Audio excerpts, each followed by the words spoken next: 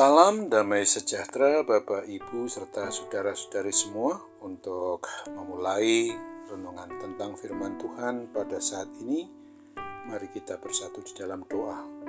Tuhan Allah Bapa di sorga yang melebihi segala akal, hati, dan pikiran kami umat manusia, berfirmanlah kepada kami sebab kami bersedia untuk mendengar, dan atas pertolongan Roh Kudus mampukan kami agar boleh melaksanakan firman-Mu itu dalam hidup kami sehari-hari.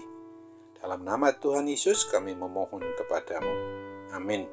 Sebagai nas renungan firman Tuhan pada hari ini diambil dari Yosua 5 ayat 14 yang berbunyi, jawabnya, bukan, tetapi akulah panglima bala tentara Tuhan. Sekarang aku datang. Lalu sujudlah Yosua dengan mukanya ke tanah, menyembah dan berkata kepadanya, apakah yang akan dikatakan Tuanku kepada hambanya ini? Sebagai tema yang diangkat dari nas renungan kita ini adalah tunduk sujud menyembah kepada kemahabesaran Tuhan Allah. Penyertaan dari Tuhan Allah Bapa kita merupakan janji yang Allah berikan ketika Yosua di saat dirinya diperintahkan untuk menyeberangi sungai Yordan.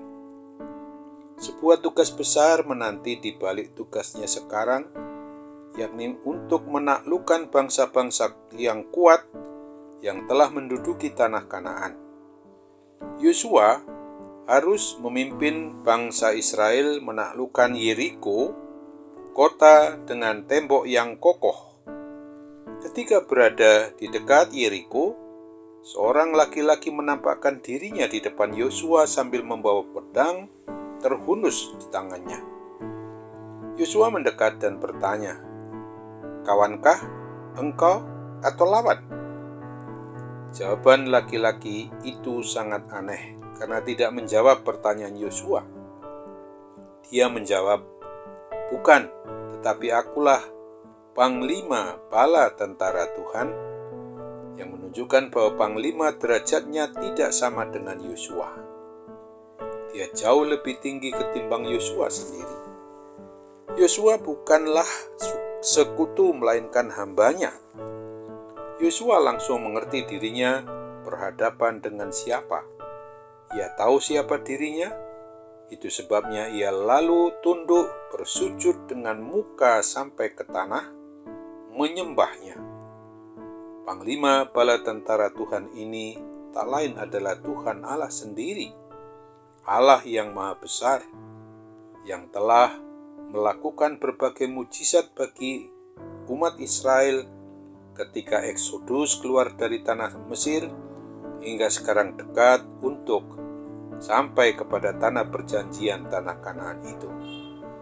Allah telah menampakkan diri kepada Yosua. Ini merupakan sebuah tanda bahwa peperangan yang dihadapi oleh Yosua dan bangsa Israel adalah peperangan Tuhan yang dipimpin langsung olehnya. Tuhan Allah akan berperang menghadapi musuh umat Israel itu. Bangsa Israel hanyalah alat maupun sarana yang akan digunakan untuk menunjukkan tentang kebesaran yang tidak sekedar kebesaran, tetapi Dia adalah Allah yang maha besar.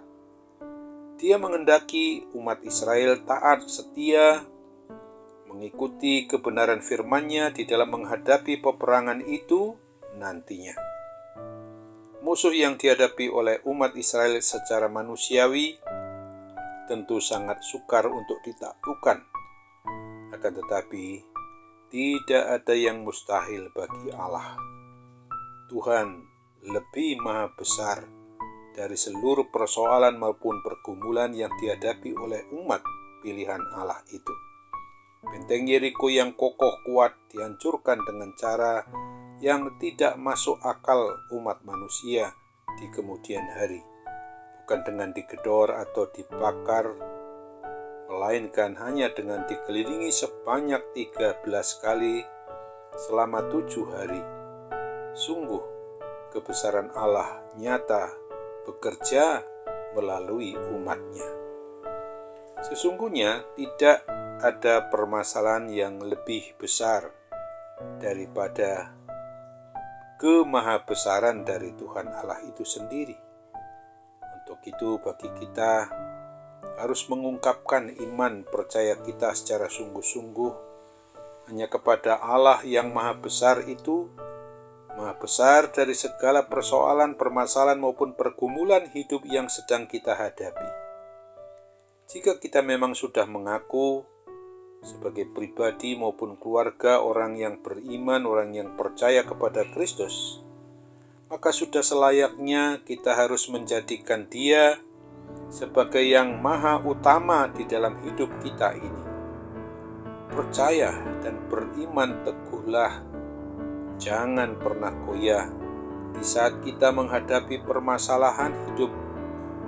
Seberapa besar pun permasalahan atau persoalan hidup kita yakin kita dapat menghadapinya dengan mengandalkan kemahabesaran, kemahakuatan Allah Bapa kita yang senantiasa menyertai kita di dalam Yesus Kristus, dan atas pertolongan Roh Kuduslah kita sungguh-sungguh dimampukan untuk melakukan segala sesuatu yang memungkinkan kita dimenangkannya, termasuk kuasa sakit penyakit apapun juga yang kita derita saat ini, dan segala persoalan apapun juga yang sedang kita hadapi.